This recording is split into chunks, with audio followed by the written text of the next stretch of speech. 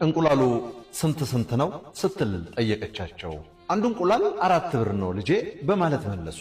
እማማ 5ቱን እንቁላል በ10 ብር ልውሰደው ስትል ደግማ ጠየቀቻቸው። አይጎዳኝም ብለሽ ነው ልጄ በማለት ደከም ባለ ድምፅ መለሱላት። ከፈለጉ ይሽጡ ካልፈለጉ ግን በቃ መሄዴ ነው አለች ጠንከር ባለ ድምፅ። እማማ ትንሽ አሰቡና ቀና ብለው አይተዋት እስካሁን ምንም አልሸጥኩም፣ ባያዋጣኝም እንደ መጀመሪያ ገድል ቁጠረውና ልሽጥልሽ፣ የፈለግሽውን ያህል እንቁላል በፈለግሽው ዋጋ ውሰጂ ሲሉ በደከመ ድምፅ ተናገሩ።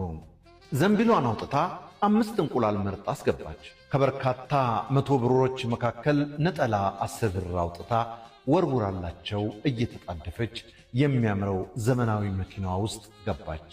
የአሸናፊነት ስሜት ተሰምቷታል። ከጓደኛዋ ጋር ወደ አንድ ዘመናዊ ሬስቶራንት ገብተው የሚፈልጉትን አዘዙ። ትንሽ በልተው ብዙ አተረፉ፣ ተዝናኑ። ሂሳቡ ሲመጣ ቢሉ ላይ 1420 ብር ይላል። ከቦርሷ ውስጥ 1500 ብር አውጥታ ሰጠች። መልሱን ለሬስቶራንቱ ባለቤት ቲፕ እንዲሆነው ነግራው ወጥተው ሄዱ። ይህ ድርጊት ለሬስቶራንቱ ባለቤት አዲስ አይደለም፣ ለእንቁላል ሻጯ ግን አስደንጋጭና ልብ ሰባሪ ነው። ከድሆችና ከምስኪኖች የምንፈልገውን ለማግኘት የበላይነታችንን ለማሳየት የምንጥረው ለምንድን ነው? የእኛን እርዳታ ለማይፈልጉትስ ቸር ሆነን ለመታየት ለምን እንፈልጋለን?